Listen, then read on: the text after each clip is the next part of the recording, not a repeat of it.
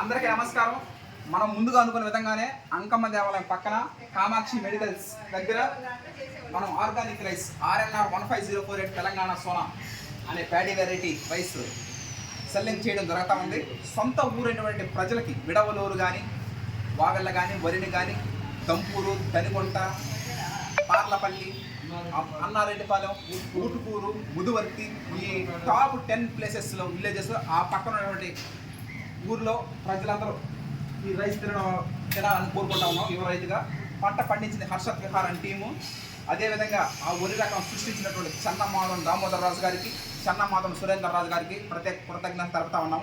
2014-2015 సంవత్సరంలో ఈ వరి రకం క్రియేట్ చేయడం జరిగింది. అదేవిధంగా వెస్ట్